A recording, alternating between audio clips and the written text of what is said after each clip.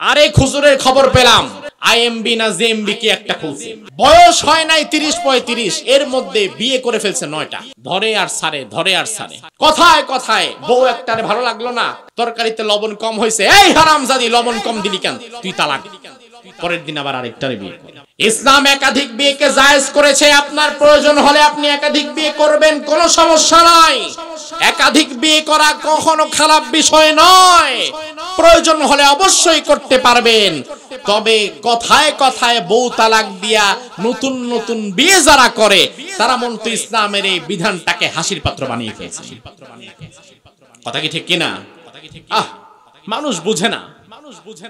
আল্লাহ তাআলা এই বিধানটা সহজ করেছেন। কে দোষী কে নির্দোষ সেটা আল্লাহ ভালো জানে, কিন্তু বিষয় হচ্ছে নারীদের চক্রান্ত কিন্তু বড় ভয়ঙ্কর। কোরআনে আছে না নাই?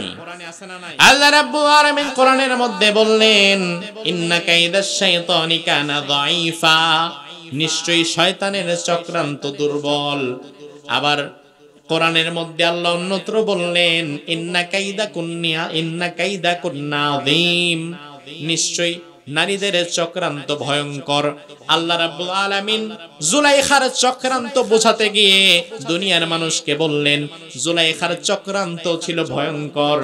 তবে এ কথা বলতে গিয়ে আল্লাহ তাআলা জামার শব্দ ব্যবহার করেছেন। শুধুমাত্র জুলাইখাকে যদি আল্লাহ বোঝাতেন তাহলে আল্লাহ বলতেন ইন্না কাইদাকি আযীম, কিন্তু আল্লাহ বললেন ইন্না কাইদাকুন্না আযীম, জুলাইখাদের চক্রান্ত ভয়ঙ্কর। আল্লাহ বুঝিয়ে দিলেন জুলাইখাদের বলতে আল্লাহ বুঝিয়ে দিলেন জুলাইখা কেবল শুধু ইউসুফের যুগে একজন নয়, যুগে যুগে ইউসুফের মতো পবিত্র মানুষ যেমন আসবে, আবার জুলাইখার মতো কিছু চক্রান্তকারিনী নারীও তেমন আসবে।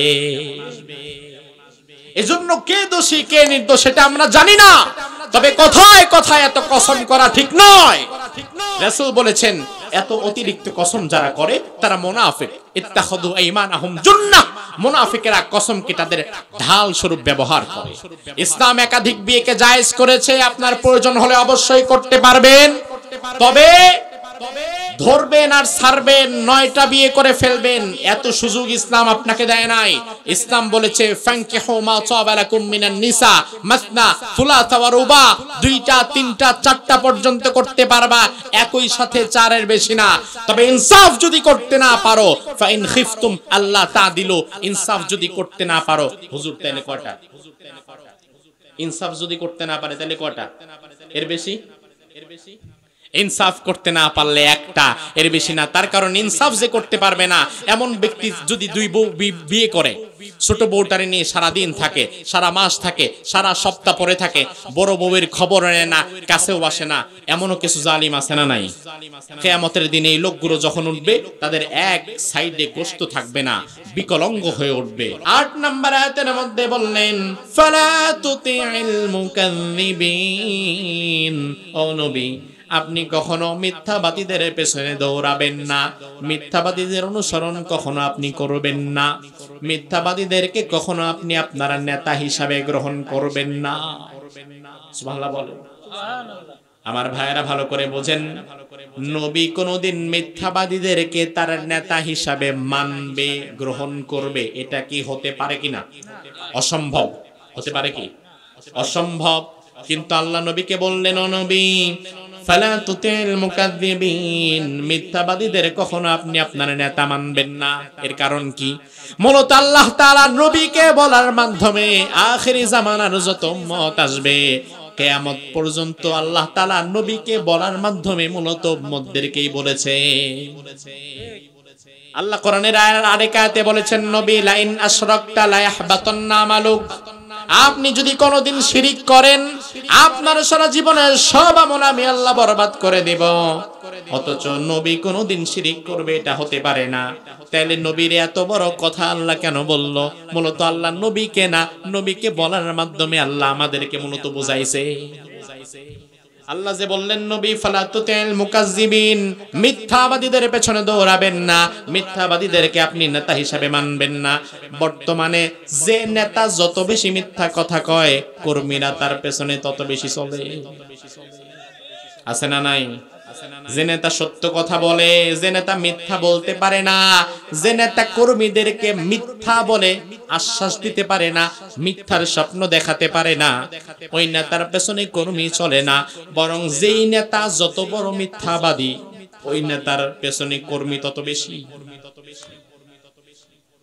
আল্লাহ রাব্বুল আলামিন বললেন, নবী ফালা তুতিল মুকাদ্দিবিন, মিথ্যাবাদীদের পেছনে দৌড়াবেন না। ওয়াদ্দু লাউ তুদহিনু ফায়ুদহিনুন, ওই মক্কার কাফের মুশরিক মিথ্যাবাদীগুলা চায় যেন আপনি তাদের প্রতি নমনীয় হয়ে যান, তাইলে আপনার প্রতিও তারা নমনীয় হয়ে যাবে। অর্থাৎ আপনি যেন তাদের শিরিক বিদআত, তাদের কুফরগুলোকে আপনি যেন খুব বেশি কাঠিন্যের সাথে না দেখেন, সহজভাবে দেখেন যে মূর্তি পূজা করতেছে, সমস্যা কি, করুক, আমার তো কিছু করে না। আপনি যেন তাদের মূর্তি পূজাকে সহজভাবে দেখেন, আপনি যেন তাদের কুফরকে সহজভাবে দেখেন, তাইলে তারাও আপনার প্রতি সহজ হয়ে যাবে, শিথিল হয়ে যাবে। তবে আমি আল্লাহ আপনারে বলে দিলাম নবী, শিরিক কুফরের ক্ষেত্রে কখনো শিথিল হওয়া যাবে না, বরং শিরিক কুফরের ক্ষেত্রে আপনাকে সবসময় শক্ত থাকা লাগবে। এরপরে আল্লাহ রাব্বুল আলামিন 10 নম্বর আয়াতের মধ্যে বললেন, ওয়ালা তুতি' কুল্লা হাল্লাফিম মাহিন, যারা অহেতুক কসম করে, বারবার যারা কসম করে, এমন কসমকারী ব্যক্তিদের সাথে নবী আপনি থাকবেন না, তাদের অনুসরণ আপনি করবেন না। আল্লাহর হাবিব হাদিসের মধ্যে বললেন, অধিক হারে যারা কসম করে তারা মুনাফিক। তারা কি? জোরে কোন। বর্তমান বাংলাদেশে কিছু মানুষ আছে, কিছু ব্যবসায়ী আছে, 20 টাকার 1 কেজি আলু বিক্রি করতে গেলেও আগে কসম কাইটা বসে থাকে। আছে না নাই? ভাই কত? ভাই 30 টাকা, ভাই 25 টাকা দেই, আল্লাহর কসম ভাই 20 টাকা কেনাই আছে।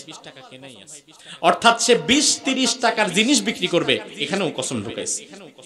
আল্লাহ রাব্বুল আলামিন আয়াতের মধ্যে বললেন, মুনাফিকেরা ইত্তাখাযু আইমানাহুম জুন্নাহ, কসম করাকে মুনাফিকেরা তাদের ঢাল বানিয়েছে।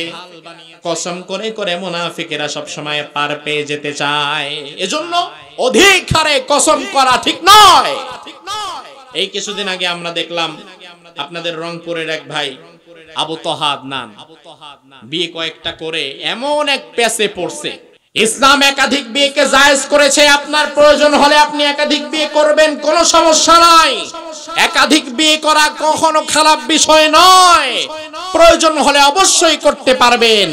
তবে কথায় কথায় বউ তালাক দিয়া নতুন নতুন বিয়ে যারা করে, তারা মূলত ইসলামের এই বিধানটাকে হাসির পাত্র বানিয়ে ফেলেছে।